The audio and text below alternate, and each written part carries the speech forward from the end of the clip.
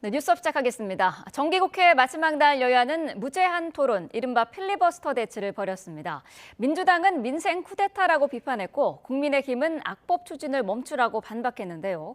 국회의장과 이례적인 설전도 벌어졌습니다. 윤웅성 기자가 보도합니다. 100일 정기국회의 마침표를 찍는 날 여야는 종일 줄다리기를 이어갔습니다. 이견 없는 민생 법안부터 처리하자는 민주당과 내란 전담 재판부와 법 왜곡죄 신설 등 입법 폭주를 멈추라는 국민의힘은 끝내 이견을 좁히지 못했습니다. 제1야당은 민주당이 추진하는 8대 악법을 국민께 알려야 한다며 모든 법안에 무제한 반대 토론, 필리버스터를 결정했습니다. 헌정 기본 질서가 완전히 파괴되고 붕괴되는 것, 이런 부분에 대해서 국민들께 소상히 알려드리는 그런 차원에서 쟁점이 많지 않은 그런 법안에 대해서도 민주당은 비상계엄 1년에도 반성조차 없는 국민의힘이 민생까지 발목을 잡는다며 대한민국 국회의원이 맞느냐고 비판했습니다. 국민 여러분, 용서하지 마십시오. 민생 발목 잡기를 넘어서 이것은 민생 탄압이고 민생 쿠데타입니다. 전초전 끝에 본회의장에 앉은 여야는 국가보증동의안 3건을 합의 처리했지만 4번째 가맹사업법 개정안에서 멈춰섰습니다. 토론 첫 주자 나경원 의원은 우원식 의장에게 인사도 없이 입장해 작심 발언을 쏟아냈습니다. 왜 인사 안 하냐? 왜 관행에 안 맞는 일을 하냐? 저를 지금 비판하십니다. 국회에서 의회 독재를 횡행하면서 이런 말을 할 자격이 있습니까? 절규하듯 이어진 발언에 우 의장은 법안과 관련 없는 내용이다. 사회자를 무시한다고 경고한 뒤 마이크를 껐습니다. 나경원 의원님, 발언을 잠시 중단해 주시죠. 왜 제가 5분 드렸는데 5분 드렸는데 아직도 안 들어가시잖아요. 이렇게 발언 포인트야. 내용에 대한 토론을 시작이라도 하세요. 시작이라도. 필리버스터는 회기가 끝나는 자정에 자동 종료됐습니다. 하지만 마이크를 켜고 끄기를 수차례 의장과 설전을 벌인 이례적인 장면은 어쩌면 연말 입법 전쟁의 서막과도 같았습니다. 민주당은 당 안팎의 우려에도 논란의 사법개혁안을 연내에 반드시 처리하겠다는 입장입니다. 보수 야권은 물론 조국 혁신당까지 차별화에 나선 상황이라 나날이 파열음은 커질 수밖에 없어 보입니다. YTN 윤웅성입니다. 네, 오늘 0시를 기점으로 정기국회가 막을 내리면서 국민의힘이 신청한 가맹사업법 개정안 필리버스터도 자동 종료됐습니다. 민주당은 오늘부터 12월 임시회 소집을 요구했고 이에 따라 가맹사업자에 대한 가맹점주의 협상권을 보장하는 내용의 가맹사업법 개정안은 내일 예정된 임시국회 첫 본회의에서 처리될 것으로 보입니다. 민주당은 내란 전담재판부, 법 왜곡죄 등 이른바 사법개혁 법안을 올해 안에 처리하겠다고 강조하고 있습니다.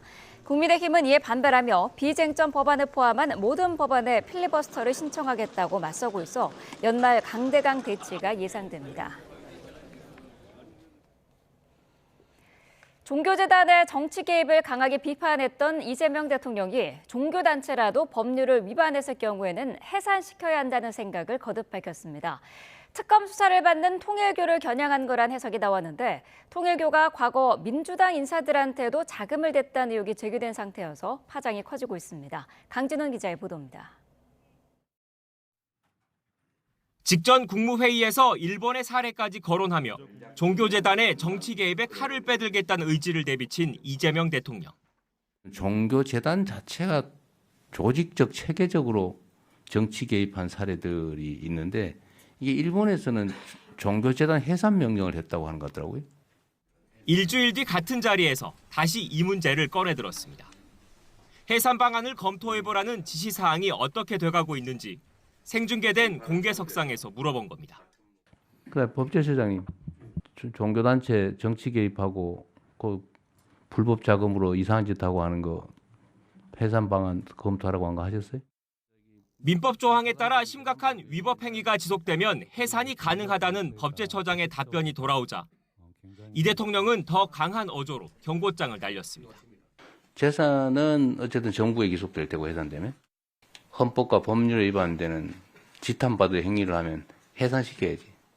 종교 이름을 따로 언급하진 않았지만 윤석열 정부와 유착 의혹으로 특검 수사를 받는 통일교를 정조준한 거란 관측이 제기됐습니다.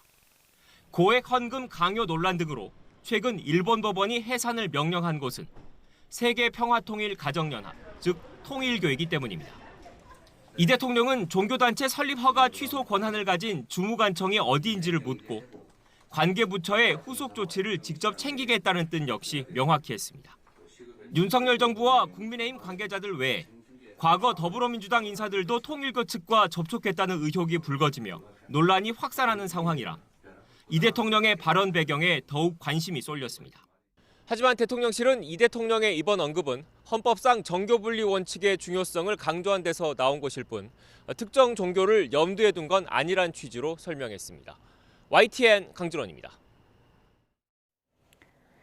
네, 국민의힘은 통일교에 대한 공개 겁박이라면서 비판했습니다. 통일교가 특검의 편파 수사를 폭로하지 못하도록 한다는 건데 민주당은 불똥이 튈까 선을 그으면서도 내부적으로 뒤숭숭한 분위기가 감지됩니다. 김다연 기자입니다. 종교단체도 헌법과 법률을 위반하면 해산시켜야 한다는 이재명 대통령의 발언에 국민의힘은 통일교를 향한 공개 겁박이라고 날을 세웠습니다. 장동혁 대표는 이재명 정권에 불리한 말을 하면 씨를 말리겠다는 뜻이라며 대통령 권한을 방탄과 정적 죽이기에 악용했듯 이제 종교를 탄압하려 한다고 비판했습니다. 통일교 윤영호 전 본부장의 재판 전날이란 시점도 문제 삼았습니다. 자기들 진영에서 돈 받은 게 나온 상황에서도요. 민주당 쪽 돈 준 거 불지 말아라. 불면 죽인다. 이런 얘기다라고 말씀드리겠습니다. 민주당의 통일교 금품 수수 의혹은 수사 대상에 해당하지 않는다는 민중기 특검의 입장을 두고도 국민의힘은 터무니없는 막말이라고 지적했습니다. 수사 중 인지한 범죄도 수사해야 한다고 명시한 특검법 위반이자 직무유기, 직권남용이라며 민중기 특검팀 전원에 대한 고발을 예고했습니다. 유권 무죄, 무권 유죄를 신봉하시는 것입니까? 왜 국민의힘 인지수사는 탈탈 털고 더불어민주당 인지수사는 묵살하는 것입니까? 더불어민주당은 표정관리에 들어갔습니다. 공식적으론 민중기 특검이 애초 김건희 씨 의혹을 수사하기 위한 목적이었고 민주당 사건은 다른 수사기관이 이어받을 거라며 특검과 보조를 맞췄습니다. 특검에서는 특검 대상이 아니어서 그 수사기관으로 이첩하겠다 이렇게 입장을 갖고 있는 것 같고요. 당 차원에서 논의가 돼야 되지 않을까 싶습니다. 하지만 물밑에선 명단을 수소문하고 여론 동향을 주시하는 등 뒤숭숭한 표정이 역력합니다. 반면 공격이 최대의 방어라며 민주당에도 통일교의 검은 손이 들어왔다면 파헤쳐야 한다. 이재명 정부는 깨끗하다는 걸 보여주자는 주장도 나왔습니다. 민주당도 있으면 다 수사해야죠. 선택적으로 적용하면 안 된다. 이런 생각 같습니다. 민중기 특검의 과거 강압 수사 논란과 부적절한 주식 거래 의혹, 편파 수사 논란까지 국민의힘의 3단 공세 속에 민주당은 2차 종합특검 추진에 차질이 생길까 파장을 예의주시하고 있습니다. YTN 김다연입니다. 네, 우리 헌법과 법률은 종교단체 해산을 별도로 규정하지는 않고 있습니다. 종교가 법인 형태라면 정부가 설립 허가를 취소할 수는 있는데 법원에서 공익을 해치는 행위를 했다는 최종 판단을 받아야 합니다. 조성호 기자입니다. 우리 헌법은 종교의 자유를 명시하고 있습니다. 동시에 종교와 정치의 분리도 명확하게 규정했습니다.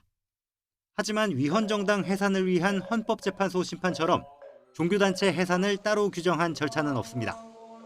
다만 민법상 재단법인이나 사단법인 형태라면 정부가 법인 설립 허가를 취소할 수 있습니다. 설립 목적을 벗어난 사업을 하거나 공익을 해치는 행위를 한 때 주무관청이 종교법인의 경우 문화체육관광부가 해산 명령을 내릴 수 있습니다. 민법 38조의 해석 적용 문제이고 그게 이제 종교단체가 조직적으로 굉장히 심한 정도의 위법 행위를 지속했을 때 해산이 가능합니다. 법인이 해산되더라도 임의단체 형태로 종교 활동을 이어갈 수는 있습니다. 그러나 재산 청산 절차, 세제 혜택 박탈 등으로 정상적인 교단 운영은 불가능해집니다. 따라서 종교법인이 불복해 행정소송을 내고 법원이 최종 판단할 가능성이 큽니다. 통일교가 특검이 기소한 주요 혐의들과 관련해서 이런 절차를 거친다면 교인들의 집단 입당, 불법 정치자금 제공 등을 공익을 현저히 해치는 행위로 볼 수 있는지가 쟁점이 될 전망입니다. 특정 종교법인을 해산하는 게 헌법상 가장 엄격하게 보호하는 가치 가운데 하나인 종교 자유를 침해하는 건 아닌지도 따져봐야 할 문제입니다. 명백한 실정법 위반이고 그걸 알면서 했다면 그래 이제 법적 제재를 가하는 건 가능할 텐데 해산을 정당화할 정도의 심각한 부분이냐. 이 부분에 대한 매우 신중한 검토가 필요하고요. 정당한 법질서 회복을 위한 제재 수단으로 기뉴할 때만 법인을 소멸할 수 있다는 게 대법원 판례입니다. 앞서 2020년 서울시는 코로나19 방역 수칙을 어기고 종교 활동을 한 신천지 관련 법인들의 설립 허가를 취소했지만 법원에서 잇따라 패소했습니다. YTN 조성호입니다. 취업 통계 속보입니다. 지난달 취업자가 22만 5천 명 증가한 것으로 나타났습니다. 국가데이터처는 11월 취업자는 2,904만 6천 명으로 1년 전보다 22만 5천 명 증가했다고 발표했습니다. 산업별로는 보건복지업이 28만 1,000명, 예술 스포츠 및 여가 관련 서비스업이 6만 1,000명 증가했습니다. 반면 농림어업 취업자는 13만 2천 명, 건설업 13만 1,000명, 제조업은 4만 1,000명이 각각 감소했습니다. 연령대별로는 60세 이상에서 33만 3천 명, 30대는 7만 6천 명 증가했지만 20대는 19만 2천 명, 40대는 9천 명 감소했습니다. 김건희 특별검사팀이 통일교와 민주당의 접촉 의혹 사건을 뒤늦게 국가수사본부에 넘겼습니다.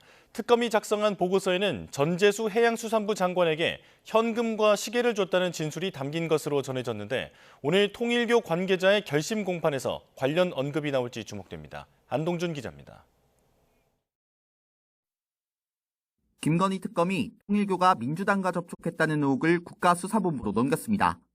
해당 의혹은 특검 수사 대상이 아니라며 사건 이첩을 예고한 지 하루 만입니다. 앞서 윤영호 전 통일교 세계본부장은 자신의 재판에서 민주당과도 접촉했고 이를 특검에도 말했다고 진술했습니다. 이에 특검은 진술 내용이 특정 정당에만 국한된 것이 아니었다며 선택적 수사라는 주장에 반박했습니다. 하지만 특검이 해당 진술을 듣고 이를 사건화한 것이 지난 8월인데 논란이 일자 뒤늦게 사건을 이첩했다는 비판을 피하기는 어려워 보입니다. 논란이 이어진 가운데 건진법사 전성배 씨 재판에서는 지난 2022년 열린 통일교 주최 행사를 앞두고 윤 전 본부장이 민주당과 접촉한 정황이 담긴 녹취가 공개됐습니다. 윤 전 본부장은 통일교 간부 이모 씨에게 정진상 실장이나 그 밑에 쪽은 화상대담이라고 언급하면서 힐러리, 오바마, 일론 머스크 등과 접촉했다고 말했습니다. 통화에서 언급된 정진상 실장은 해당 시기 민주당 당대표 정무조정실장을 지냈습니다. 윤석열 당시 대선 후보와 마이크 펜스 전 미국 부통령의 만남을 앞두고 통일교 측이 국민의힘 나경원 의원과 일정을 조율하는 녹취도 나왔습니다. 녹취에서는 나 의원이 통일교 간부 이 씨에게 가급적이면 자신이 중간에서 일정을 조정했으면 하고 당사 등 제3의 장소에서 했으면 좋겠다고 말하는 내용이 담겼습니다. 통일교와 민주당 접촉 의혹에 발단이 된 윤 전 본부장은 결심 공판을 앞두고 있습니다. 윤 전 본부장이 접촉했다고 주장한 전재수 해양수산부 장관 등에 대한 추가적인 내용을 밝힐지 주목됩니다. YTN 안동준입니다. 한편 건진법사 전성배 씨의 재판에서는 전 씨와 통일교 전 간부 사이에 통화 녹취가 공개됐습니다. 전 씨는 윤석열 전 대통령 당선은 통일교의 은혜를 입은 거라며 김건희 씨도 이를 납득했다고 말했습니다. 임예진 기자의 보도입니다.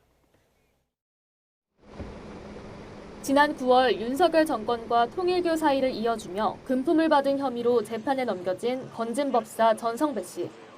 20대 대선 직후인 지난 2022년 3월 전 씨와 통일교 전 간부 이모 씨가 나눈 통화 녹취가 법정에서 재생됐습니다. 전 씨는 자신이 김건희 씨와 통화하면서 대통령 당선은 통일교 은혜를 입은 거라고 말했고 김 씨도 이를 충분히 납득했다고 이 씨에게 전했습니다. 또 대통령 당선을 가능케 한 통일교의 고마움을 잊지 말라고 당부했다면서 김건희 씨와 한학자 총재와의 비밀 만남을 추진하라고 말하기도 했습니다. 총리는 어떻게 될 것 같냐는 물음엔 누가 됐든 다 저하고는 인연이 맺어진다며 윤 전 대통령 부부와의 친분을 과시하는 듯한 발언도 이어갔습니다. 재판에서는 샤넬 가방과 그라프 목걸이 등 통일교 측이 김건희 씨에게 건넨 선물이 다시 제시되기도 했습니다. 다이아몬드 목걸이와 가방 3점, 구두 1켤레까지 모두 8천만 원에 달하는데 전달 사실을 부인하던 전 씨는 재판 과정에서 돌연 물건을 김건희 씨 측에 줬다고 인정하고 특검에 제출했습니다. 전 씨에게서 물건을 받아 교환까지 한 김건희 씨 최측근 유경옥 전 대통령실 행정관은 우울증을 이유로 증인석에 나타나지 않았습니다. 함께 증인으로 소환된 인테리어 업체 21g 대표 아내 조모 씨도 불안 증세를 호소하며 불출석하자 재판부는 두 사람에게 과태료 100만 원을 부과하고 다음 기일에 출석하라는 구인장을 발부했습니다. 이에 따라 오는 15일에는 유 전 행정관과 조 씨, 그리고 김건희 씨에 대한 증인 신문이 진행됩니다. 재판부는 구인이나 소환 등의 문제가 없으면 오는 23일 변론을 종결한다는 계획입니다. YTN 임혜진입니다. 쌍방울 불법 대북 송금 사건으로 복역 중인 이화영 전 경기도 부지사가 검찰이 술파티를 벌이며 진술 회유를 했다고 허위 증언을 한 혐의로 또 재판을 받고 있는데요. 검찰은 불공평하게 재판이 진행될 우려가 있다며 법관 기피 신청을 했는데 법원은 편파적 진행으로 보기 어렵다며 기각했습니다. 양동훈 기자의 보도입니다. 수원지방법원은 이화영 전 경기도 평화부지사의 술파티 위증 재판과 관련해 검사들이 제기한 법관 기피 신청을 받아들이지 않았습니다.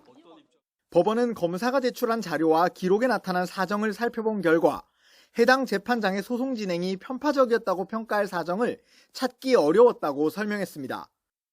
이화영 전 부지사는 앞서 쌍방울 불법 대북 송금 사건에 관여하고 뇌물을 받은 혐의 등으로 대법원에서 징역 7년 8개월형이 확정돼 복역 중입니다. 여기에 더해 지난해 10월 국회 청문회에서 검찰이 여러 회 술파티를 벌이며 진술을 회유했다고 발언한 내용과 관련해 위증 혐의로 또 재판을 받고 있습니다.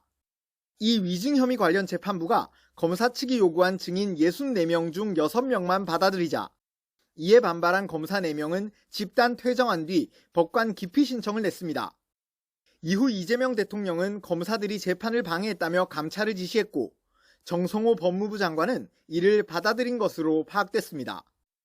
사건의 경위는 좀 면밀하게 좀 조사를 하고 있습니다. 바로 기피 신청을 하고 법정을 퇴정해버린 것은 좀 적절하지 않았다고 좀 보고 있습니다. 형사소송법상 검사는 불공평한 재판이 우려되면 법관 기피 신청을 할 수 있고 법정에서 퇴정하는 행위 자체가 불법은 아닙니다. 검찰 측은 재판부에 예의 바르게 인사한 뒤 퇴정했고 재판부도 제지하지 않았기 때문에 재판 방해가 아니라는 입장인 것으로 알려졌습니다. 일단 법원에서는 해당 재판부의 공판 진행에 문제가 없었다는 결론이 난 가운데 국민의힘이 이번 감찰 지시를 두고 이 대통령과 정 장관을 직권남용 혐의로 고발하는 등 강경 대응에 나서면서 논란은 앞으로도 이어질 전망입니다. YTN 양동훈입니다.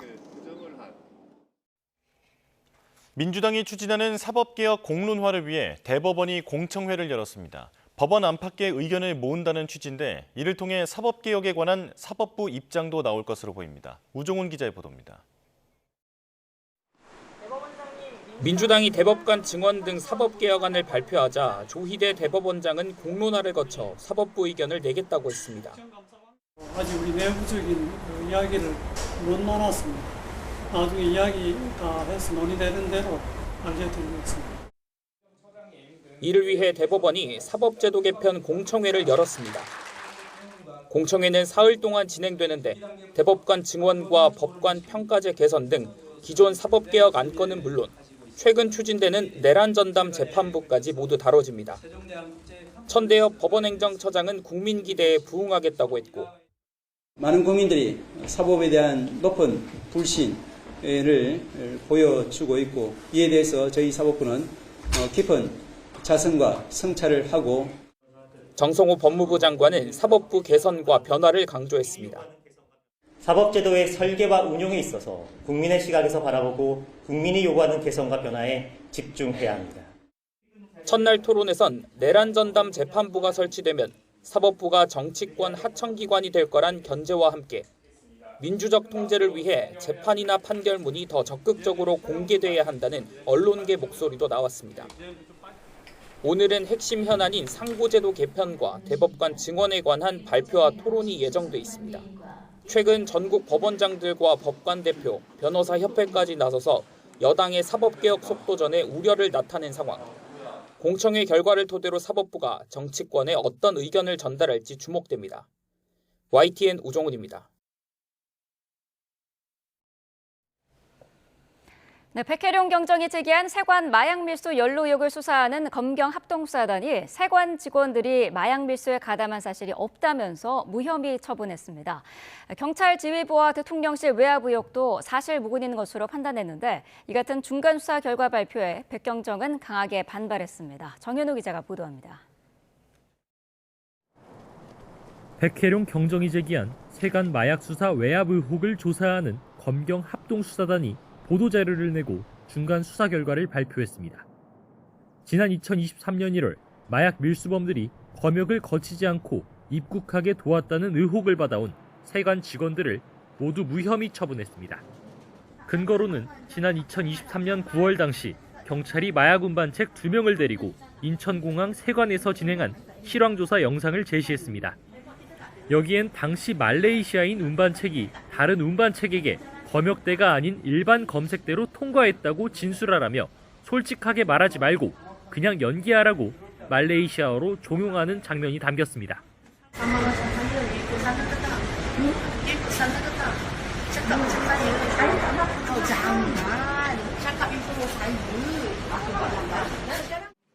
합수단은 이 같은 허위 진술을 바탕으로 경찰이 세관 직원들이 일반 검색대로 운반책을 통과시켜 범행에 가담했다는 의혹을 수사했던 것으로 판단했습니다.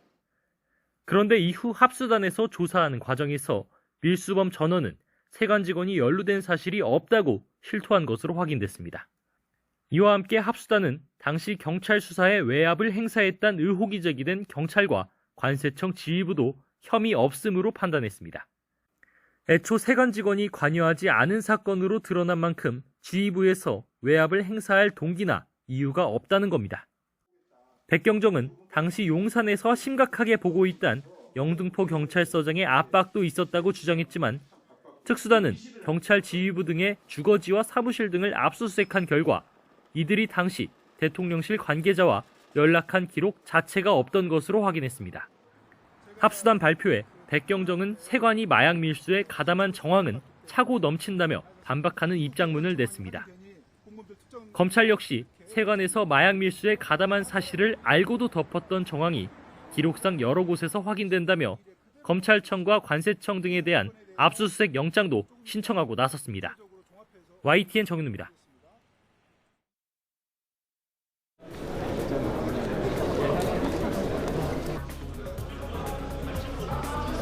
인사 안 합니까? 나경원 의원 인사 안 합니까? 인사 안 하는 건 자유인데 그거는 인사 안 하고 올라오는 사람의 인격에 관한 문제고. 왜 안 했느냐 설명해 드리겠습니다. 민주당이 이런 말을 저한테 할 자격이 있습니까? 여러분들이 국회에서 의회 독재를 횡행하면서 이런 말을 할 자격이 있습니까? 트랙 기소 사건이었던 연동형 비례제와 공수처법 나경원 예선 의원 4건이나 잠시 중단하시죠. 나경원 의원 잠시 중단하시고 의제외의 발언을 계속하시면 그러면 마이크를 끌 수 있습니다.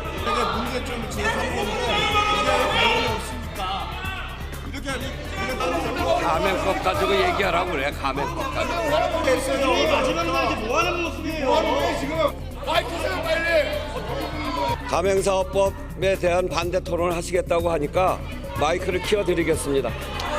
읽어드릴게요. 세 번째, 말씀하시는 게 의제 외 발언 금지 규정 여기에 해당합니다. 헌법을 읽어도 그다음에 아니 뭐 제 얘기 듣는다고 하고서 안 듣는 거예요? 아니요, 헌법을 읽어도 그동안 아니 제가 지금 읽고 있는데 읽어달라고 해놓고 의제 외 발언 금지 규정 또는 모욕 등 발언 금지 규정을 위반하여 제가 대답을 한 것이었는데 여기에 대해서 의장께서 더 이상 대답을 안 했으면 하신다면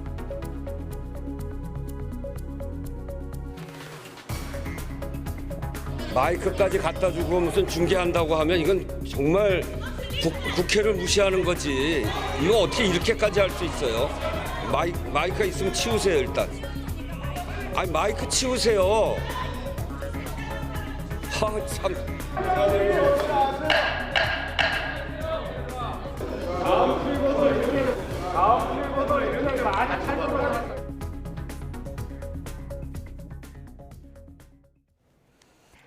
네, 정치권 이슈 자세히 짚어보겠습니다. 성치훈 더불어민주당 부대변인, 이제는 국민의힘 미디어 대변인과 함께하겠습니다. 어서 오십시오.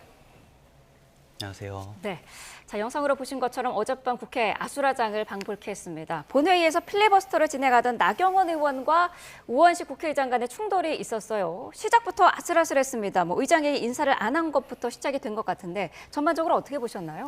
일단 필리버스터 제도는 소수파가 다수파의 의사결정 진행을 합법적으로 지연시키는 제도잖아요. 민주주의 국가에서 필요한 제도라고 생각합니다. 하지만 나경원 의원의 어제 필리버스터는 두 가지 문제점이 있는데요. 네. 일단 비쟁점 법안에 대해서 필리버스터를 한 겁니다. 아까 우원식 의장의 말에서 가맹사업법 관련 이야기를 하라. 이 법안 첫 번째 법안 내용이 가맹사업법 개정안이었거든요. 그러니까 가맹점주들, 그러니까 본사의 이런 횡포나 이런 거에 맞설 수 있도록 가맹점주들끼리 단체 교섭권을 형성할 수 있도록 만드는 개정안입니다. 네. 사실상 가맹점주들의 이런 그 목숨을 담보로 지금 갑자기 필버를 한 거거든요. 그러니까 필리버스터 쟁점 법안에 대해서 필리버스터를 하는 거라면 우원식 의장이 저렇게 만약에 갑자기 회의를 발언을 중단시켰다. 그럼 민주당에서도 비판했을 겁니다. 근데 이거는 여야가 합의를 통해서 가맹점주들의 이런 목숨을 연장시킬 수 있는 강화할 수 있는 권리를 강화할 수 있는 법안을 통과시키자고 합의했던 것이기 때문에 그거에 대한 필리버스터는 잘못된 것이다라는 지적을 하는 것이고요. 네. 그리고 미국 필리버스터와 한국 필리버스터의 차이점은 미국 필리버는 이거를 안건과 관련 없는 내용도 해도 됩니다. 근데 한국은 2012년에 이 국회 선진화법을 만들 때 필리버스터는 안건과 관련된 내용만 하도록 여야가 합의해서 민주당 단독으로 한 것도 아닙니다. 여야가 합의해서 만들어놨던 법안입니다. 그렇기 때문에 가맹사업법 개정안이 아닌 다른 내용을 하고 있는 것에 대해서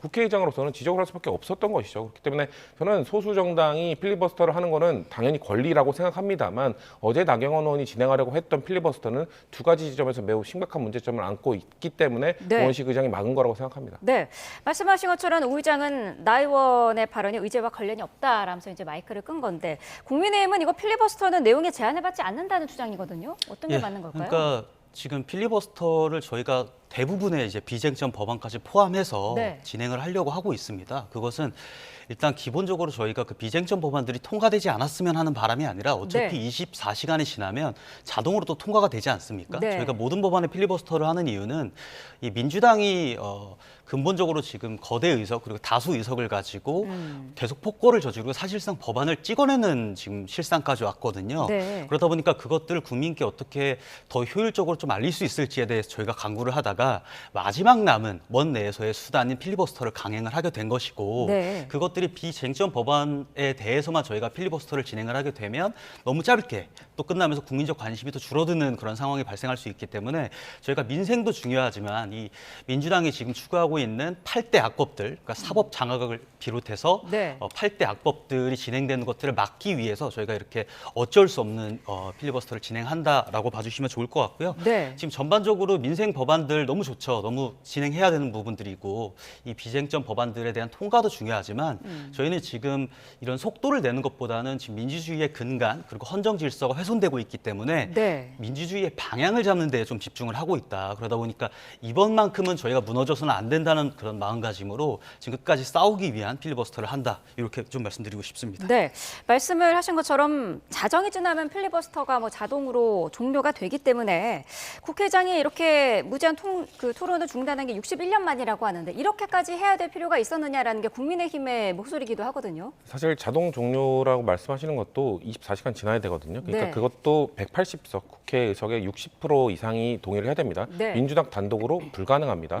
국민의힘을 제외한 다른 야당들이 일부가 동의를 해줘야 되는 겁니다. 그만큼 쟁점 법안이 아닌 비쟁점 법안이었기 때문에 만약에 가맹사업법 개정안에 대한 나경원 의원의 필리버스터가 시작됐다 하더라도 어차피 다른 민주당 단독이 아닙니다. 다른 야당 의원들이 생각할 때도 아니 저 쟁점 법안도 아닌 걸 왜 자꾸 저렇게 하지? 라고 생각하고 동의를 했을 것이기 때문에 우원식 의장 입장에서는 지금 가맹사업주들이 지금 하루 이틀 빨리 통과시키는 게 무슨 상관이냐라고 국민의힘은 얘기하실지 모르겠습니다만 네. 지금 비쟁점 법안 법안들이 이것만인 것도 아니고 많거든요. 거기에 좀 대표적 법안은 이 반도체 산업 경쟁력 강화 및 그 특별법도 또 있거든요. 네. 반도체 특별법, 우리는 반도체 관련 AI 관련 이런 것들 키우자고 국민에 같이 주장했던 것 아닙니까?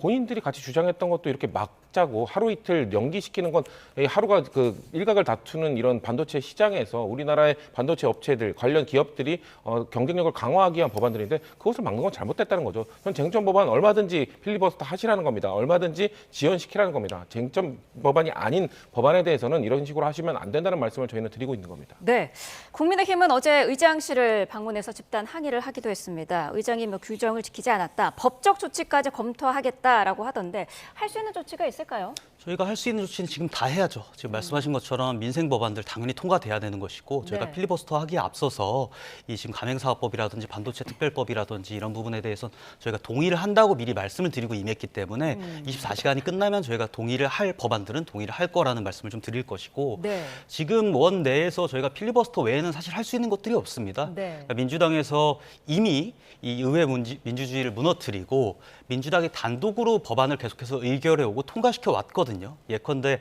제가 지난 방송에서도 간단하게 말씀드렸지만 19대 20대 국회만 하더라도 민주당이 단독으로 법사위에서 강행해서 통과된 법안이 총 17건밖에 안 됩니다. 8년 동안 17건이었다는 겁니다. 그런데 지금 22대 들어서 180건이 지금 통과가 됐거든요. 네. 그러니까 사실상 민주당이 법을 찍어내듯이 지금 만드는 상황이고 이에 대해서 야당들이 국민의힘을 비롯한 야당들이 전혀 견제가 안 되고 있다. 특히 민주당 내에서도 민주당 내의 반발 혹은 반박으로 법안이 통과되지 않는 경우들도 있어야 되는데 네. 민주당에서 과거부터 사실 수박이라는 그런 컨텐츠가 있지 않았습니까? 그러다 보니까 민주당 의원들이 전부 다 민주당 법안이면 통과를 시키는 그런 상황들이 지금 계속 지속이 되고 있어요. 네. 그러다 보니까 이 지금 국회 그리고 민주주의, 입법부 이런 부분들이 전부 다 지금 무너지게 되는 상황이 됐기 때문에 저희가 이런 것들을 국민들께 이제 마지막 기회라고 생각하고 알리기 위한 그런 방안으로 지금 여러 가지 방법들을 추구를 하고 있고요. 네. 원 내에서는 이런 방법들을 하고 원 외에서는 저희가 규탄 대회를 한다든지 다른 방식으로 국민들께 더 효율적으로 알 수 있는 방법을 강구를 할 예정이라는 점을 말씀드립니다. 네, 어제 나경원 의원은 또 질서 유지와 사회권의 범위를 넘는 직권남용이다 이렇게 우 의장을 비판을 하던데 여기에 대해서는 어떤 입장이실까요? 글쎄요, 그 국회의 회의 진행에 관해서는 국회의장이 모든 권한을 갖고 있습니다. 네. 사실 본회의를 여는 것도 안건을 어떻게 상정하는 것도 다 사실 국회의장의 권한입니다. 그렇기 때문에 국회의장이 판단했을 때 이것은 국회 의사진행의 그 법적 정해놓은 규정에 어긋난다고 판단하면 당연히 중단할 수 있는 겁니다. 한번 직권남용으로 뭐 고발 조치한다는데 해보십시오. 전혀 문제가 안 될 겁니다. 오히려 만약에 이거를 하게 되면 판결문에 나경원 의원의 이런 필리버스터가 국회법에 정해놓은 것들을 어겼기 때문에 국회의장의 이 의사진행 중단 선언은 사실상 합법적이었다라고 선언을 할 겁니다. 오히려 지금 국민의힘이 주장하고 있는 것들이 사법부에 의해서 뭔가 우원식 의장의 의사진행 중단이 합법적이었다는 걸 증명하는 꼴이 될 거기 때문에 저는 이거 진행하는 거 오히려 국민의힘에게 손해가 될 거라고 생각합니다. 네. 일단은 그 질서 유지에 관한 법이 국회법에 있긴 합니다. 네. 그리고 국회의장에게 일정 권한들이 있는 것도 사실입니다. 그런데 국회의장은 국회법에 근거해서 권한들이 있는 것이고 특히 이 필리버스터법 같은 경우에는 그 법 내부 내용을 보면 다른 규정에도 불구하고 필리버스터에 한해서는 그 질서 유지가 통용되지 않는다, 질서 유지가 적용되지 않는다 이런 해석이 가능한 그런 조항들이 있습니다. 그렇기 때문에 질서 유지를 가지고 우원식 의장이 임의로 그렇게 나경원 의원의 발언권을 박탈했다는 점에서 저희가 문제를 제기한 것이고요. 둘째로는 우원식 의장이 또 박탈한 이유 중에 또 하나 이유를 된 게 뭐냐면 무선 마이크를 썼다. 사실 네. 이런 식으로 또 국민들을 호도를 하더라고요. 근데 그것이 저희가 무슨 노래방에서 쓰는 그런 무선 마이크가 아니라 사실상 녹음용 마이크입니다. 녹음용 네. 마이크를 부착하고 본인의 발언을 녹음하기 위해서 들고 들어갔는데 이에 대해서 무선 마이크를 썼으니까 국회의 질서를 어겼다, 그 회의에 방해가 된다라고 해서 그 발언권을 박탈시키는 것은 사실은 불가능한 거죠. 그렇게 그게 만약에 적용이 되려면, 그게 만약에 설득력이 있으려면 거기 국회에 들어가는 의원들 핸드폰도 다 뺏어야 되는 겁니다. 핸드폰도 다 녹음 기능이 있거든요. 그러니까 녹음용 마이크였다는 점을 제가 다시 한번 짚어드립니다. 네, 녹음용 마이크를 사용한 게 문제가 되면은 의원들 휴대전화도 가지고 들어가면 안 되는 거 아니냐 이런 지적을 하셨는데요. 그러니까 그게 녹음 아마 우 기자께서 그 부분은 좀 헷갈려하셨던 것 같아요. 왜냐면은 처음 마이크 달아 이렇게 얘기를 했기 때문에 그것이 아마 무슨 유튜브 중계나 이런 거를 쓰기 위해 이걸 단 것이 아닌가라는 착각을 하신 것들도 있는데 그거를 아니더라도 아까 전에 그 국회 선진화법 해석을 할 수 있다. 그러니까 그 질서 유지권을 발동할 수 없도록 해석할 수도 있다고 하셨습니다만 해석계에 여지가 없이 안건과 관련된 내용만 하도록 국회법에 규정이 되어 있습니다. 명백한 국회법 위반입니다. 과거에 이것들을 그냥 그 관습처럼 해오지 않았냐고 주장하는 것은 관습처럼 국회법을 어기지 않았냐는 주장이기 때문에 사실상 이렇게 법리적으로 따져가지고 그래서 이게 직권남용이냐 아니냐 지금 포인트는 직권남용했느냐 아니냐잖아요. 그러면 직권남용이 아니라는 저희 말씀을 드린 거는 국회 선진화법 2012년에 이거를 필리버스터를 부활시키기 위해서 여야가 합의해서 민주당 그때도 단독으로 한 게 아닙니다. 진보 보수가 다 함께 만든 법 안에 의제와 관련된 내용만 하도록 법안에 박아놨기 때문에 그것 때문에 국회의장께서는 그것을 어겼으니 질서유지권 발동하겠다고 하신 것이기 때문에 저는 이건 직권남용에 전혀 해당하지 않는다고 제가 한 말씀드립니다. 말씀만 좀 드리겠습니다. 지금 필리버스터법 같은 경우에는요. 24시간 무제한 토론이기 때문에요. 내용 그리고 의제랑 관련 없는 내용도 발언할 수 있는 겁니다. 사실상 국회법의 상위 조항이나 마찬가지인 겁니다. 그렇기 때문에 나경원 의원이 어떤 얘기를 하더라도 국회의장이 이를 의제와 벗어난 내용을 얘기했다고 해서 그렇게 퇴장시키는 것은 적절치 않다는 말씀드립니다. 이거는 바로잡아야 되는데요. 아니요. 우리나라 그 필리버스터 국회법은 의제와 관련 없는 내용 못하도록 해놨습니다. 미국은 그래서 사실 성경책을 읽기도 하거든요. 근데 우리나라는 과거에 저희 당이 필리버스터 할 때도 최대한 의제와 관련 있는 내용을 연관시키기 위한 노력이라도 했습니다. 하지만 나경원 의원은 그 노력조차 안 하고 그냥 아예 다른 얘기를 했기 때문에 그래서 우정식 교장 아까 영상을 봤습니다만 계속 얘기를 하거든요. 가맹사업법 개정안 관련 내용으로 시작하십시오라고 하면은 만약 그 내용과 연관시켜서 얘기했으면은 중단시킬 방법이 없었을 겁니다. 근데 나경원 의원은 인사도 안 하고 들어간 다음에 계속해서 뭔가 다른 내용들, 쟁점법안 관련 내용들을 계속해서 얘기를 했기 때문에 그거에 대한 지금까지 그래도 여야가 진보 보수가 최소한의 선을 지켜왔던 것들 그래도 조금의 이 연관성을 갖도록 우리가 왜냐면 여야가 합의해서 만들어졌던 법이기 때문에 그걸 지키기 위한 노력들을 해왔는데 그걸 안 했기 때문에 지적을 한 거라고 좀 말씀드립니다.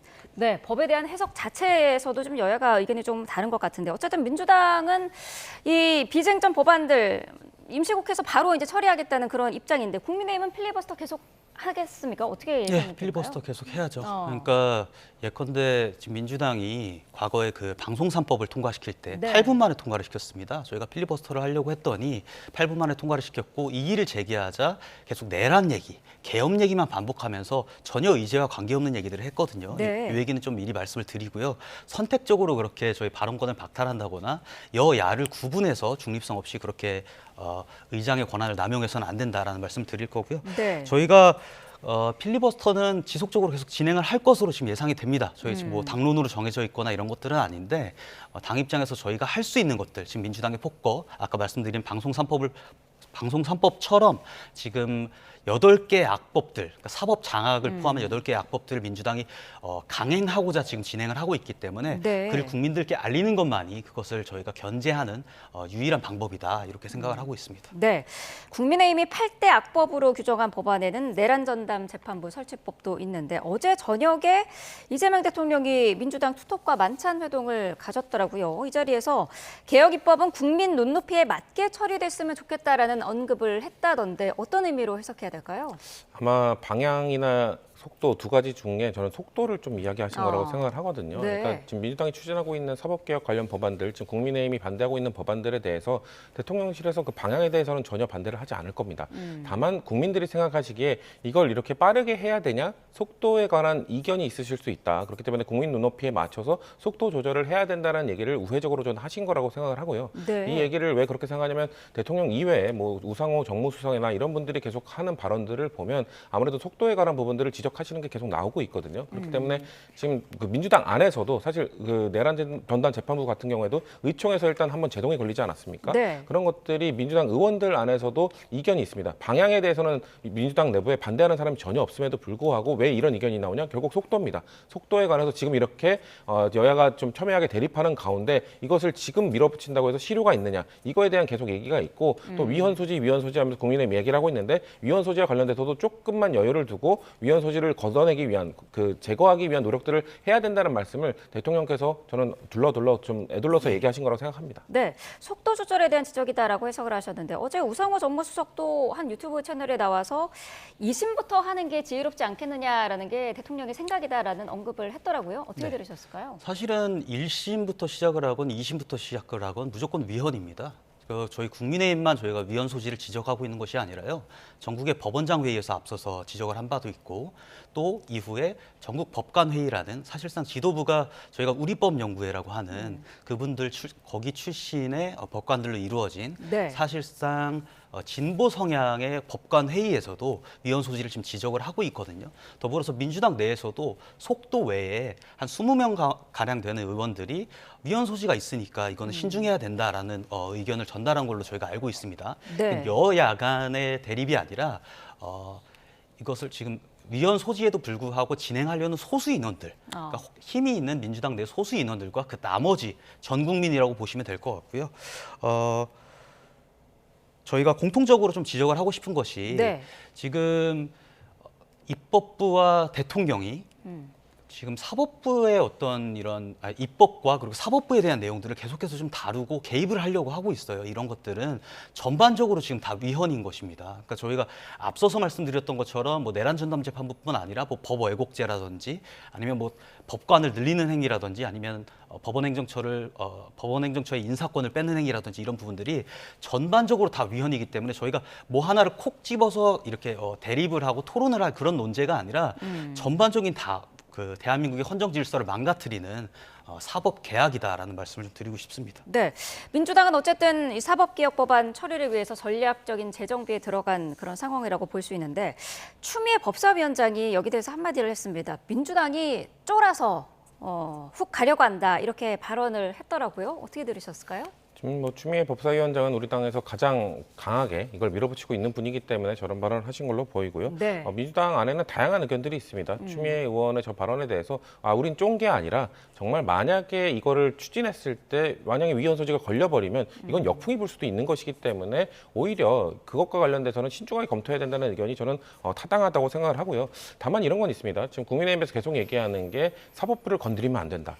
삼권 분립이라는 게 절대 건드리면 안 된다가 아닙니다. 서로 견제와 균형을 하면서 최대한 이 입법부, 사법부, 행정부 각각의 고유의 권한을 지켜줘야 된다는 것이기 때문에 근데 그렇게 지켜줬더니 사법부가 뭔가 잘못된 행동을 했을 때 전혀 견제받지 않는 모습들을 보면서 그럼 민주당은 어떻게든 이 사법부가 잘못했을 때 자정작용이 한계가 있다면 어떻게든 견제할 수 있고 균형을 맞출 수 있는 그 법안들을 만들어 보겠다고 의지를 표명한 거잖아요. 그런 부분에 대해서는 민주당 안에서는 모든 의원들이 동의를 하고 있고 다만 추미애 법사위원장은 괜찮다. 이거는 위헌 소지가 없다고 말씀합니다만 민주당 의원의 율사들 많거든요. 그러니까 법조인들 많거든요. 네. 법조인들 분들 중에서도 이거에 대해서는 충분히 이걸 검토를 해야 된다라고 말씀을 하시고 있는 거기 때문에 저는 내란 전담 재판부 같은 경우는 속도 조절될 가능성이 매우 높다라고 봅니다. 왜냐하면 대통령실에서도 위헌 소지를 최소화하는 방향으로 할 때 동의한다고 했기 때문에 그 말은 역으로 생각하면은 위헌 소지가 최소화되고 덜어내지 못하게 된다면 이거는 추진하면 안 된다. 원칙적으로 동의하는 거는 맞지만 그거에 대해서는 좀 노력을 해야 된다는 의견을 충분히 전달한 것이기 때문에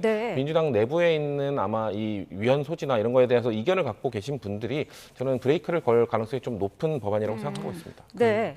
전국 법원장회의나 법관회의 말고도요. 친민주당 계열이라고 불리는 성향이라고 불리는 대한변협이라든지 민변 참여연대라든지 이런 데들도 지금 다 위헌적 소지가 있다고 공통적으로 얘기를 하고 있습니다. 네. 그러니까 저희가 개혁을 하지 말고 사법부를 건드리면 안 된다. 사실 이런 말씀을 드리는 게 아닙니다. 개혁을 하게 된 경위는 권력이 집중됐고 그것이 기득권화됐고 그것 때문에 부작용이 일어난 거 아닙니까? 그러면 그거를 개혁을 하기 위해서는 권한을 분할시켜야 되는 겁니다. 근데 지금 민주당의 하는 행태가 검찰 해체부터 시작해서 민주당이 개입을 해서 정부와 정부 여당이 이 사법부에 권한을 행사하고 개입하기 위한 그런 시스템을 지금 짜고 있는 거 아니겠습니까? 권한을 분할시키는 내용의 개혁이라면 저희 국민의힘도 이렇게까지 사실 반박을 하거나 하지 않았을 겁니다. 근데 그것들이 권력들이 다 민주당 산하로 집중되는 그런 시스템인 것을 저희가 국민들에게 지금 알려야만 되는 상황이다. 이런 말씀을 좀 드리고요. 저희가 한 말씀만 더 드리면 법안 한 줄 만드는데 상당한 수기와 충분한 토론과 논의가 있어야 되는 겁니다. 그런데 이렇게 먼저 내란 전담 재판부부터 만들겠다. 먼저 검찰부터 해체하겠다. 먼저 법 왜곡죄부터 만들어서 우리가 적용하겠다라고 하고 사후에 그에 대한 부작용이나 이런 것들을 사후에 처리하겠다는 그런 지금 민주당의 태도 자체가 국민들이 납득하기 어려운 좀 방식이지 않겠냐 이런 말씀도 같이 드리고 싶습니다. 네, 자, 이 내용도 좀 짚어보죠. 이재명 대통령이 어제 국무회의에서 종교단체 해산을 다시 한번 공개적으로 언급을 했습니다. 헌법상 정치 종교 분리 원칙을 어긴 종교단체에 대해서는 해산시켜야 한다라는 그런 내용인데 통일교 논란에 대한 얘기가 아니냐는 지적이 많아요. 어떻게 보세요? 사실상 통일교 얘기를 하고 계신 거죠. 네. 왜냐면은 지금 통일교가 지금 저희 당 일단 기본적인 입장은 통일교에서 민주당에 대해서도 전방위적인 로비를 했다라는 의혹이 나오고 있는 상황이기 때문에 네. 만약에 통일교로부터 불법적인 금품을 받은 의원이 있다면 저희는 수사를 받고 처벌을 받아야 된다고 생각합니다. 다만 지금 통일교가 하고 있는 행위 결국 전방위적으로 여야 가리지 않고 로비를 해서 헌법에 명시되어 있는 정교 분리의 원칙을 어겼다라는 지금 의혹을 받고 있는 거잖아요. 네. 그렇다면은 그런 종교단체를 유지하는 것이 맞느냐? 왜냐하면 이거를 이재명 대통령께서 국무회의에서 처음 발언하실 때 일본 사례를 얘기하셨어요. 일본에서도 통일교가 사실 2023년에 그 아베 신조 전 총리의 총격 사건 이후 뭔가 통일교와 관련된 일본 사회에 전방위적으로 퍼져 있던 문제 의식이 매우 불거졌기 때문에 네. 그렇기 때문에 그 당시에 일본에서 이거를 지금 추진하고 있는 상황이거든요. 그렇기 때문에 일본과 우리나라의 법 체계가 다르기 때문에 종교단체를 뭔가 법으로서 지금 관리를 하고 있지는 않습니다만 네. 그렇다면은 일본 같은 경우에 그렇게 종교가 문제를 일으켰을 때 해산까지 갈 수 있는데 우리나라는 그럼 종교가 문제를 일으키고 종교 분리의 원칙, 헌법을 위반해 가면서까지 여야 전방위적으로 로비를 하면서 뭔가 침투를 하고 있는데 이거에 대해서는 우리가 지켜봐야 되느냐 이런 이런 문제 의식을 갖고 말씀하신 거기 때문에 일각에서 이야기하고 있는 무슨 통일교의 입막음, 입을 막으려는 건 아니냐 이거는 전혀 다른 얘기죠. 왜냐하면 정말 입막음을 하려고 했다면 그 윤영호 전 통일교의 그 2인자였던 그분의 발언이 나온 이후에 민주당에도 로비를 했다는 발언이 나온 이후에는 얘기를 안 했어야죠. 근데 그 이후에도 계속 의지를 보여주고 계시다는 거는 정말 이 종교의 이 정치 개입에 대해서 이건 어떻게든 절단해야 된다, 막아야 된다는 의지를 전 보여주신 거라고 생각합니다. 네, 어떤 반박을 하실까요? 정교 분리를 해야 된다는 점에서는 네. 전적으로 동의를 합니다. 근데 이 문제의 핵심은요. 정교 분리, 정교 유착 문제보다는 특검이 여야를 갈라서 때에 따라서 여당에 대해서는 무죄를 택하고 수사를 전혀 진행하지 않고 야당에 대해서는 진행하지 않아야 되는 수사에 대해서도 억지 수사나 억지 구속영장을 진행을 하고 있다는 점이 저희가 선택적 수사를 한다는 점에서 지적을 하고 있는 부분입니다. 그러니까 둘째로 이재명 대통령이 헌법과 법률에 위반되는 국민께 지탄받을 행위를 하면 사단법인이든 통일교든 해산시켜야 된다라는 취지로 말씀을 하셨는데요. 네. 어제 공개된 뉴스에 따르면 특검이 수집한 자료에 따르면 네. 이재명 대통령의 측근인 국회의원이 이재명 대통령도 통일교와 연관이 있는 것처럼 얘기하는 그런 녹취록이 공개가 됐거든요. 이재명 대통령이 직접 전화했다는 내용도 있고요. 전화를 하겠다는 내용도 있고요. 그러니까 이재명 대통령도 지금 통일교와 만약 연관이 있다고 한다면 이재명 대통령도 그러면 대통령실도 해체를 해야 되는 건지 이것부터 묻고 싶고요. 둘째로는 지금 일관성을 좀 보였으면 좋겠다. 특검이 야당에 대해서는 이렇게 탄압식 수사를 하고 여당의 15명이나 되는 의원들, 그러니까 국민의힘에서는 권성동 의원 하나 가지고도 이렇게 노발대발했었는데 15명에 대한 의혹이 나타났음에도 불구하고 수사를 진행을 안 하고 이렇게 묻어버리려고 했다는 점, 이 점을 국민들께서 다 목도하고 계신다라는 점 말씀드립니다.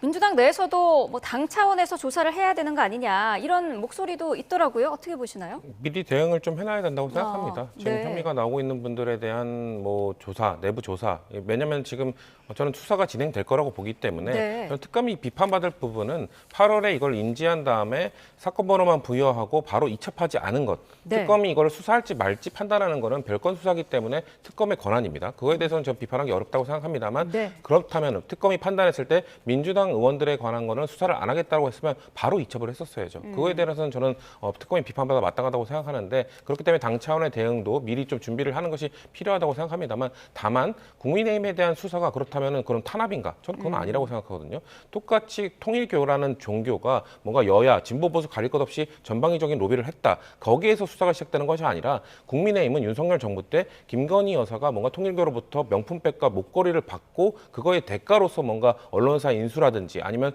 해외 ODA 사업이라든지 통일교가 하고 싶어 했던 사업을 정부 차원에서 지원을 해줬다. 집권 여당이 지원해줬다. 이런 의혹에서 시작된 것이기 때문에 네. 만약에 민주당도 후원을 받은 사람들이 정책적으로 뭔가 입법적으로 통일교에 도움이 되는 것들을 해줬다. 그럼 대가성이 있는 것이죠. 그래서 그럼 만약에 그런 게 밝혀졌다면 들여다봐야 된다고 생각하기 때문에 민주당 차원에서도 혹시 그런 거는 없었는지 그 의혹에 있는 15명의 의원들이 혹시 입법적으로 통일교가 원했던 수건 사업을 해결해 주기 위한 노력을 하진 않았는지 미리 좀 들여다볼 필요가 있다고 생각합니다. 네, 알겠습니다. 자, 오늘 두 분 말씀은 여기까지 듣겠습니다. 성채윤 더불어민주당 부대변인, 이재능 국민의힘 미디어 대변인과 함께했습니다. 고맙습니다.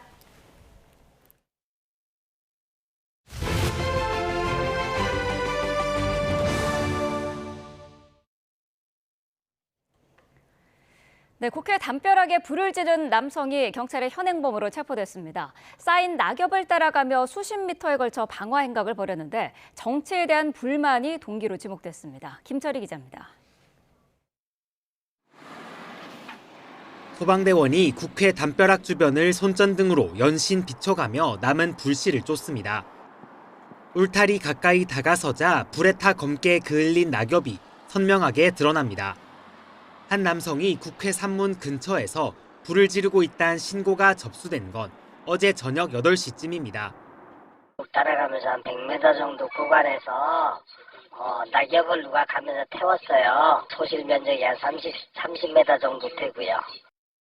30대 남성은 토치를 활용해 방화 행각을 벌인 거로 조사됐는데 정치 상황에 대한 불만이 동기였던 거로 알려졌습니다.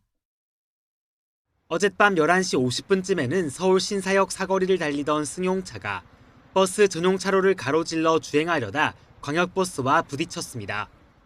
차도 한 10m 정도 밀려간 거예요. 노란불이 이제 거의 끝나가니까 그냥 확 쏜 것 같기도 하고 꽤 세게 박았거든요. 이 사고로 승용차 운전자와 동승자 2명이 다쳐 병원에서 치료를 받았습니다. 버스 승객 수십 명은 30분 넘게 도로 한가운데 갇혔는데 자정 넘어 대체버스가 도착하고 나서야 목적지로 향할 수 있었습니다. 어제 오후 5시쯤에는 중부 내륙 고속도로 여주분기점 부근을 달리던 승용차에서 큰 불이 났습니다. 운전자를 포함한 3명이 모두 밖으로 대피해 다친 사람은 없었는데 전기차 사고는 아닌 거로 파악됐습니다. YTN 김철입니다. 네, 초등학생 남자아이가 학원 버스에 치여 숨지는 사건도 있었습니다. 어린이용 킥보드를 타고 횡단보도를 건너려다 우회전하던 버스에 치인 것으로 파악됐습니다. 정영수 기자입니다. 사람들이 줄지어 지나가는 횡단보도 앞에 학원 버스 한 대가 서 있습니다. 사람들이 다 건너자 버스가 출발하는데 마침 달려온 킥보드와 그대로 충돌합니다. 비명 소리가 나서 뒤를 돌아보니 아이가 차량에 부딪힌 것 같아요. 운전기사님이 내려와서 그 아이를 부둥켜 안고 조치를 취하려고 하는. 경기 안양시 평촌동에 있는 삼거리에서 킥보드를 탄 채 횡단보도를 건너려던 초등학생 남자아이가 버스에 치인 겁니다. 심정지 상태에 빠진 아이는 병원으로 옮겨졌지만 결국 숨졌습니다. 당시 아이가 타고 있던 킥보드는 면허가 있어야 탈 수 있는 전동 킥보드가 아닌 어린이용 무동력 킥보드로 파악됐습니다. 사고가 난 횡단보도입니다. 숨진 아이는 이곳 삼거리에서 우회전하던 버스에 치인 것으로 파악됐습니다. 사고 당시 버스 운전자에게서 음주 등 특이사항은 확인되지 않았습니다.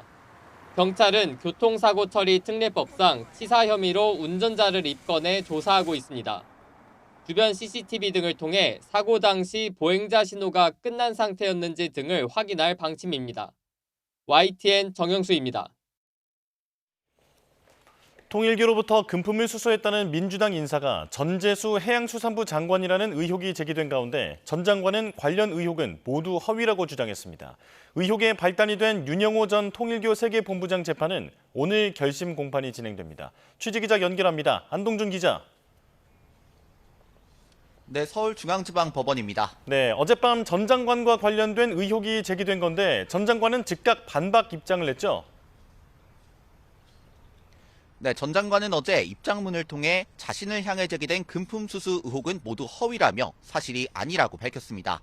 의정활동은 물론 개인적 영역에서도 통일교를 포함해 어떤 금품도 받은 사실이 없다는 겁니다. 그러면서 근거 없는 진술을 사실처럼 꾸며 유포하는 행위는 명백한 허위 조작이라고 반발했습니다. 앞서 윤영호 전 통일교 세계본부장은 자신의 재판에서 민주당 장관급 인사 4명과 접촉했고 2명은 한학자 총재를 만났다고 주장했는데요. 이 가운데 1명이 전 장관이라는 의혹이 제기됐습니다. 윤 전 본부장은 전 장관을 제외하고도 다수 민주당 인사들과 접촉했다고 주장하고 있어 파장은 더 커지고 있습니다. 네, 의혹에 발단이 된 윤 전 본부장 재판은 오늘 결심 공판이 진행되죠? 네, 그렇습니다. 법원은 오늘 오후 4시부터 윤 전 본부장의 정치자금법 위반 혐의 결심 공판을 진행합니다. 특히 윤 전 본부장의 최후 진술에 관심이 쏠리고 있는데요. 윤 전 본부장은 지난 피고인 신문 당시 국민의힘뿐만 아니라 민주당과도 접촉했다고 주장하며 파장이 일었습니다. 오늘 최후 진술에서 어디까지 이야기할 수 있을지 고민이라고 밝혔는데 윤 전 본부장이 또 어떤 진술을 내놓을지도 주목됩니다.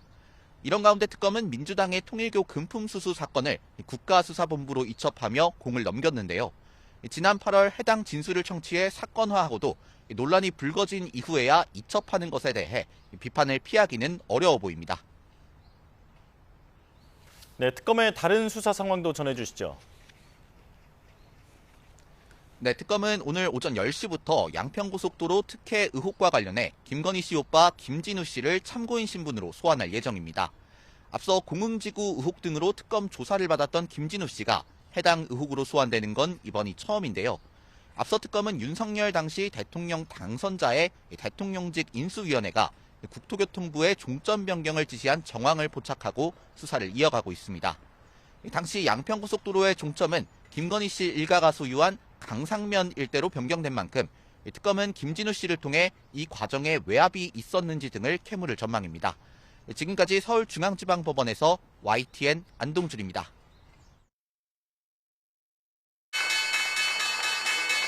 더 혁신적인 서비스를 많이 만들어 나갈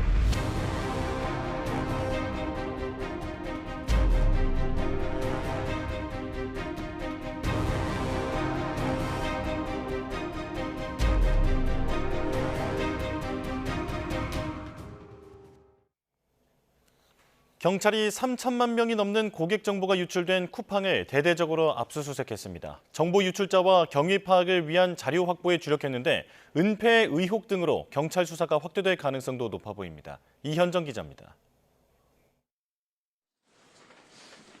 쿠팡 고객 정보 유출 사태를 수사하는 경찰이 서울 송파구에 있는 쿠팡 본사를 압수수색했습니다.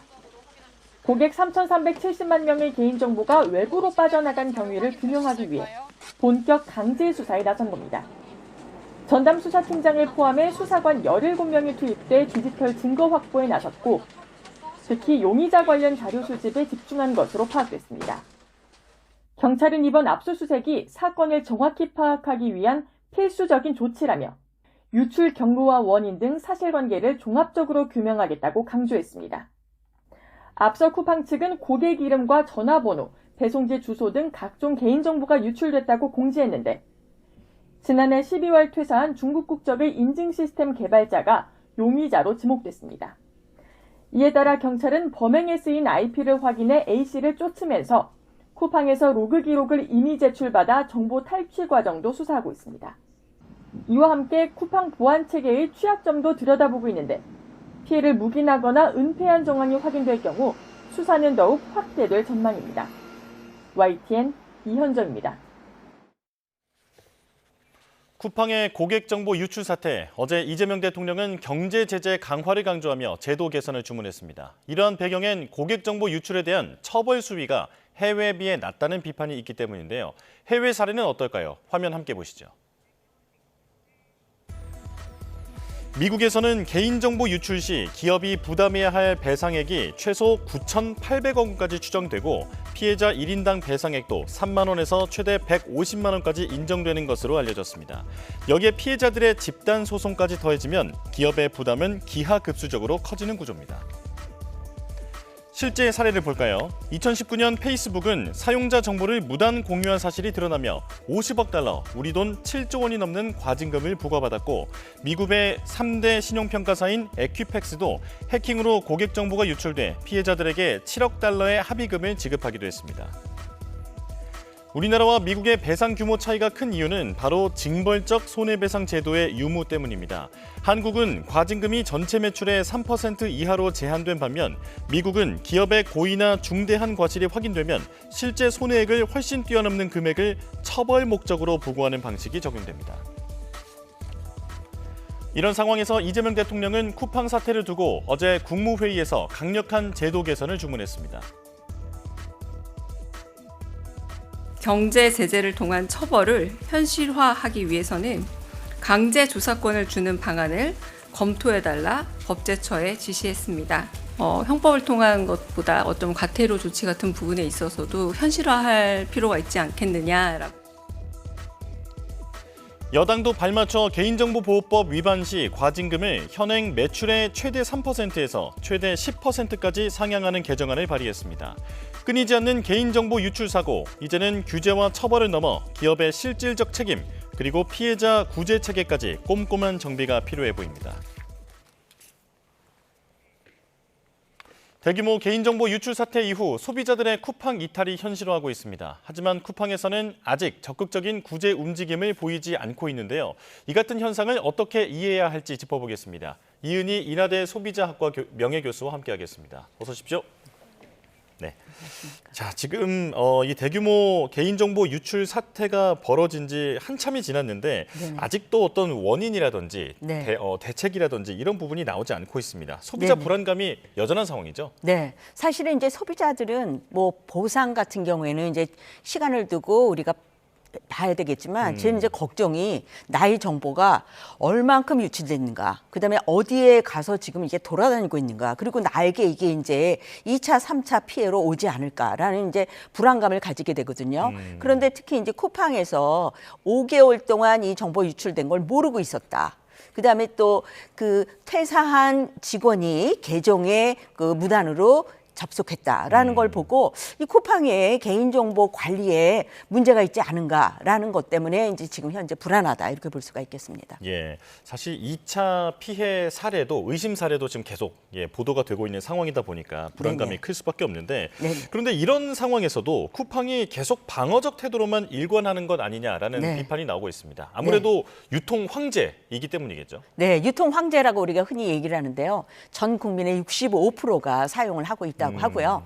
그다음에 이제 쿠팡의 연 매출이 41조인데 이게 이제 백화점 3사 연 매출 합한 것보다도 더 크다 이렇게 볼 수가 있어서 사실은 이제 유통의 황제다 이렇게 얘기할 수가 있는 거죠. 예. 그런데 이제 사실은 쿠팡의 이제 방어적 태도는 그동안 이제 너무 안심 메시지를 남발했다. 그러니까 이제 뭐 중요한 정보, 결제 정보는 문제가 없다는 예. 등 아니면 유출된 정보가 아주 극소수라는 등 이런 식으로 해서 굉장히 이제 방어적으로 얘기를 했기 때문에 소비자가 이 쿠팡이 얘기하는 거를 믿을 수 있느냐라는 이제 불안감을 가지고 있고 사실은 정부도 이제 확인해 보겠다라는 입장을 정부는 가지고 있는데 오히려 쿠팡은 뭐 별 문제가 없다는 식의 안심 메시지를 남발했다. 이게 이제 소비자들의 불만 혹은 방어적 태도 아니냐 이런 생각을 가지게 하는 것이죠. 예, 사실 다른 이커머스들도 많이 있습니다만 쿠팡만한 네. 어떤 대체제가 없다라고 네. 지금 소비자들이 인식을 하고 있기 때문에 더 답답한 건데 네. 하지만 그럼에도 이용자 이탈 조짐이 나타나고 있습니다. 그래도 네.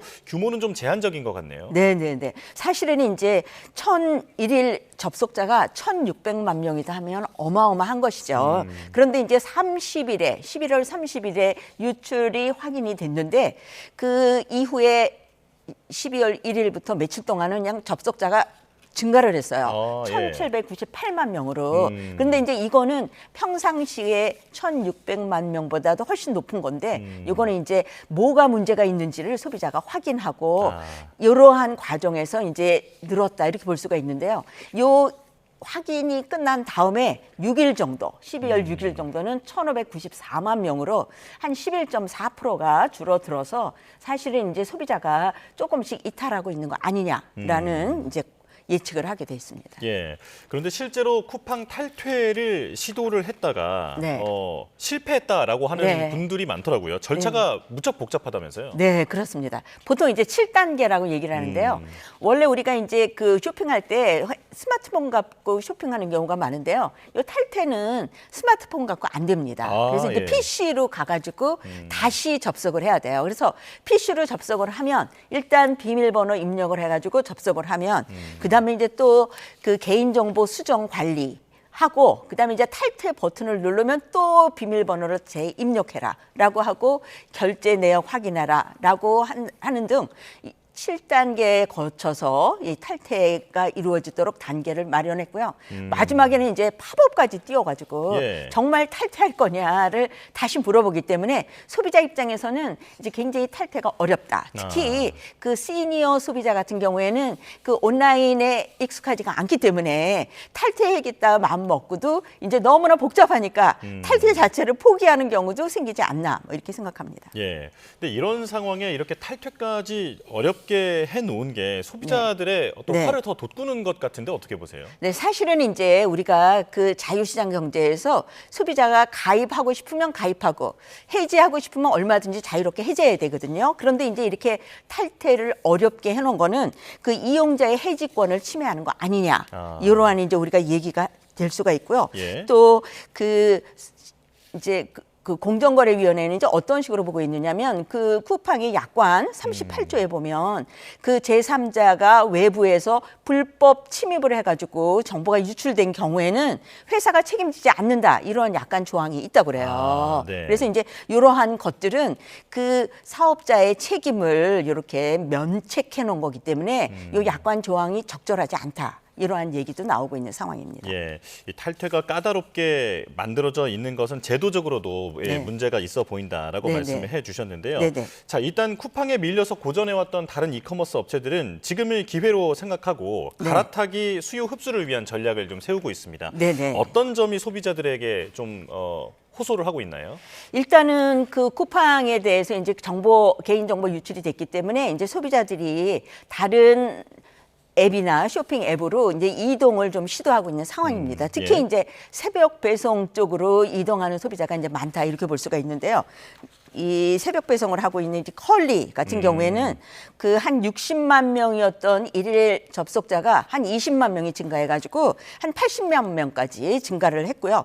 오아시스 마켓 같은 경우에도 5만 명이 일일 접속자인데 7만 7천 명으로 한 40% 증가를 했습니다. 그런데 이제 요 5만 명, 60만 명에 비하면 쿠팡의 일일 접속자가 1,600만 명이기 때문에 이 쿠팡에 버금가는 그러한 여러 가지 혜택을 갖추어서 경쟁력을 갖추지 않으면 소비자가 이제 갈아타고 싶어서 이리저리 돌아다녀도 도로 오게 되는 경우도 있지 않을까 뭐 그런 걱정이 듭니다. 예, 같은 새벽 배송을 한다 하더라도 사실 쿠팡을 이용하는 사람들은 쿠팡에 가장 많은 판매자가 입점해 있기 때문에 또 정보를 한 번에 볼 수 있고 가격 비교도 되고 하다 보니까 지금 갈아타기는 확실히 현실적으로는 쉽지 않아 보인다.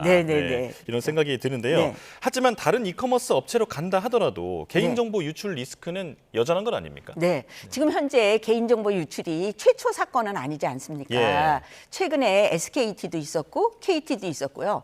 또 롯데카드도 개인정보 유출 사고가 있었습니다. 그렇기 때문에 이제 소비자 입장에서는 불안하고 걱정은 하지만 다른 쇼핑 앱은 그럼 개인정보를 잘 관리하고 있는 건가라는 의구심도 또 들고요. 그다음에 이제 이 쿠팡의 강력한 경쟁 업체로 저희가 이제 그 G마켓하고 알리 하고 이렇게 콜라보한 그 쇼핑 앱이 있습니다. 그런 경우에 이 외국 업체이기 때문에 또 외국으로 내 정보가 나가는 건 아닐까라는 이제 기본적인 의심도 갖고 있다 이렇게 볼 수가 있습니다. 예, 이제 소송 얘기로 넘어가 보겠습니다. 지금 국민 대다수가 개인정보 유출 피해를 입었지만 실질적인 금전 피해는 아직까지는 확인된 게 없기 때문에 아마 소송을 한다 하더라도 그 1인당 가액이 10만 원도 안 될 수 있다라는 얘기가 있더라고요. 그동안 이제 그 개인정보 유출로 그 법원에 집단 소송을 제기한 사례가 여러 건 있었습니다. 그런데 이제 그 판결 내용을 보면 이제 최대 10만 원이죠. 그래서 예를 들면 그 2014년에 그 농협 그다음에 롯데카드, 국민카드 뭐 해가지고 그 개인정보 1억 건이 유치됐었거든요. 예. 그런데 이제 그 법원이 1인당 10만 원 배상하라 이렇게 이제 판결을 내렸어요. 그래서 이제 우리나라 같은 경우에는 10만 원 이상 배상 판결 나온 사례는 없다. 그래서 이제 조금 전에 앵커께서 그 외국의 사례를 말씀을 해주셨는데 예. 외국의 사례하고 비교할 것 같으면 우리나라는 이제 1인당 배상액이 굉장히 작다 이렇게 볼 수가 있는 거죠. 예. 과징금 얘기도 해보면요. 네네. 사실 2,300만 명의 그 유출 사고가 있었던 SK텔레콤을 보면 네. 1,348억 원의 과징금이 나왔었거든요. 네네. 근데 이번에 쿠팡은 얼마나 나올 것인가 네. 이 부분도 관심이 되는데 그 SKT 사례를 보면 가중 요소가 있었고 또 네. 감경 요소가 있었더라고요. 네네. 쿠팡은 어떻게 적용할 수 있을까요? 네네. 사실은 이제 유출된 그 건수로 치면 예. SKT가 2,300만 명인데 여기는 3,370만 명이니까 훨씬 숫자가 크다 이렇게 네. 볼 수가 있는 거죠. 근데 이제 이 숫자가 크다라는 게 굉장히 중대한 위반 행위라고 볼 수가 있는데요. 이제 네. 감경 요소로 SKT 같은 경우에는 외부 해킹 공격이라는 점, 그다음에 이제 위반 행위를 시정했다는 점, 그다음에 이제 피해 회복을 위해서 노력했다는 점, 이런 것들이 감경 요소가 됐습니다. 그렇기 때문에 쿠팡도 피해 회복을 위해서 적극적으로 노력을 해야 이러한 감경 요소가 적용될 수가 있다 이렇게 말씀을 드리겠습니다. 예, SKT 사례를 말씀해 주셨는데 외부 해킹 공격이라는 점이 인정이 되면서 좀 감경이 됐습니다만 이번에 쿠팡 같은 경우에는 현재까지로 알려지기로는 네. 내부 직원 관리가 네, 예, 그렇죠. 어떤 허술했던 게 아니냐 이렇게 나오고 있기 때문에 네. 만약에 이런 부분들이 인정이 된다면 네, 과징금의 규모도 더 커질 수 있겠다. 그렇죠. 네, 네, 이렇게 네. 전망이 되고요. 네. 자 그리고 사실 쿠팡 관련해서 더 큰 사회적 이슈가 됐던 게 새벽 배송 네. 문제가 있지 아, 않습니까? 네, 네, 이 그렇습니다. 부분도 잠깐 짚어보겠습니다. 네, 네. 이제 새벽 배송 금지를 막아달라라는 청원글도 이제 네. 국회 상임위에 회부된다라고 하는데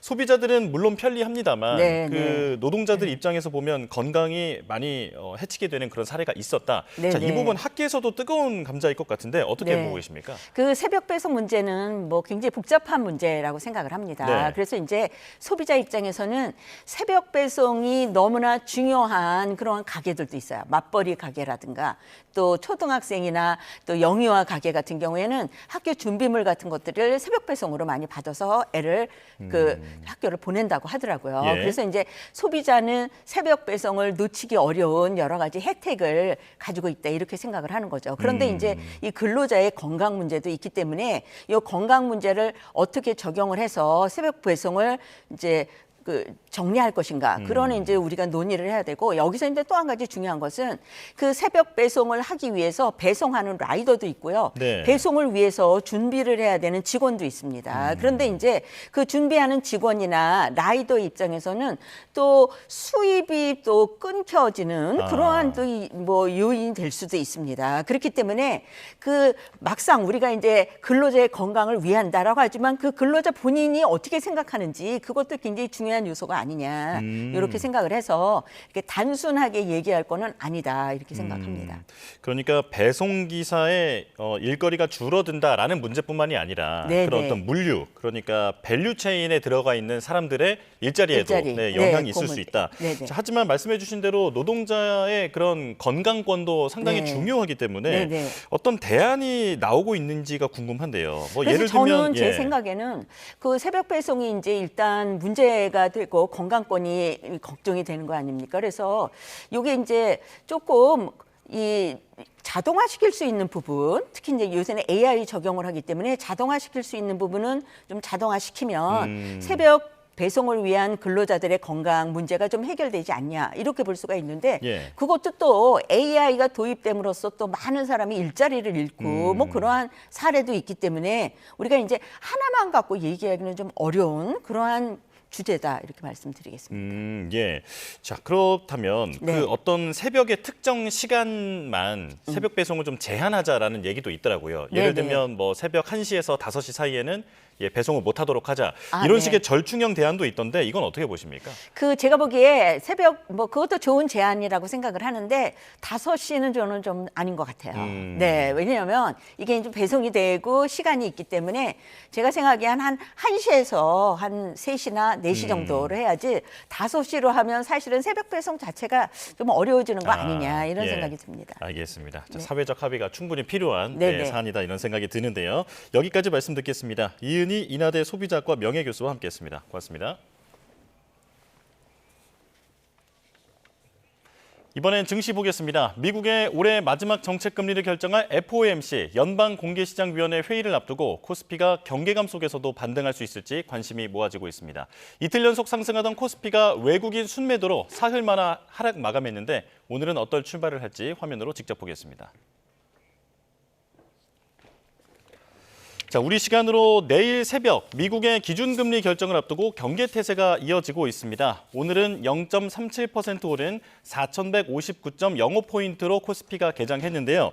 이후에도 계속 상승폭을 키워가면서 현재는 4,169포인트까지 올라온 상황입니다. 자, 코스닥도 보겠습니다. 자, 코스닥은 0.11% 오른 932.37포인트로 출발했는데요. 현재는 상승폭이 살짝 둔화됐습니다. 928포인트를 지나가고 있습니다. 자, 그리고 원달러 환율 보겠습니다. 2.3원 내린 1,470원에 개장했는데 금융당국의 안정화 메시지에도 계속 원달러 환율이 상승 압력을 받고 있는 중입니다. 지금까지 개장 상황 살펴봤습니다.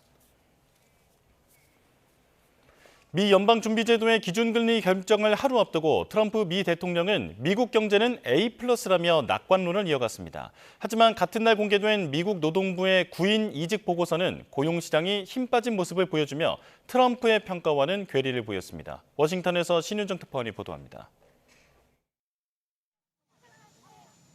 도널드 트럼프 미국 대통령은 정치 전문 매체와의 인터뷰에서 미국의 경제 점수를 A+라고 평가했습니다.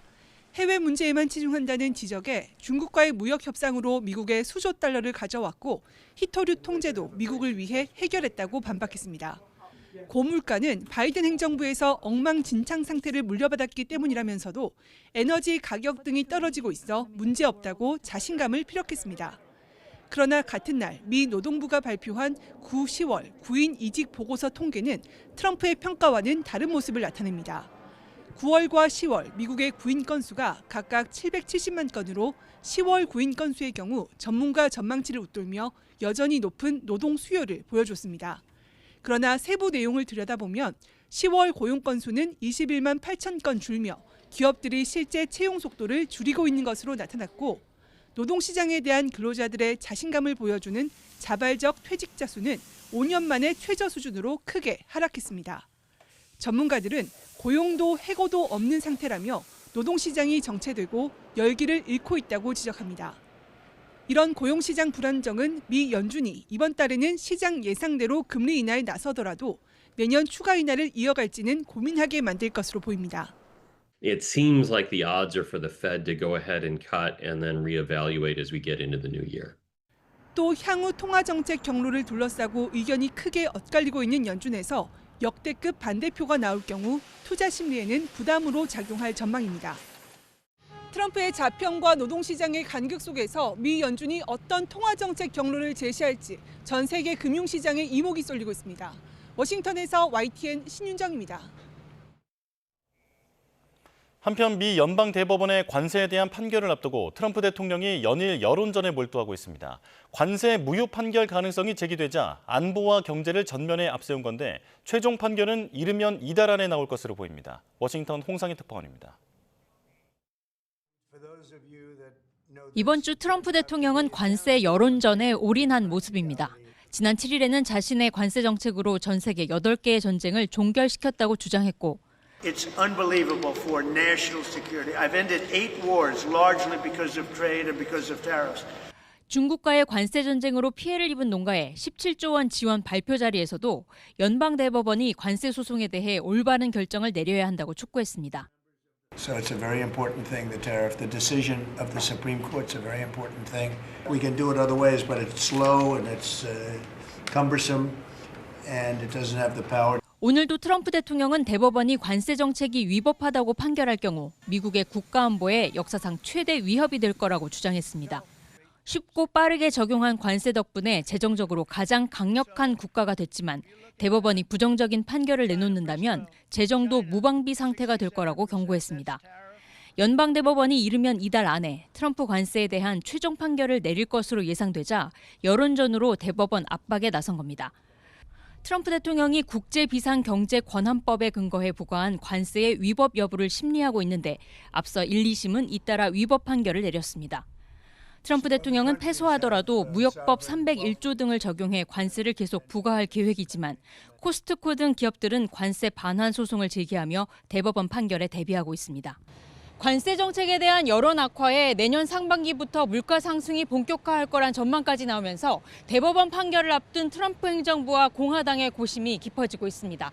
워싱턴에서 YTN 홍상입니다.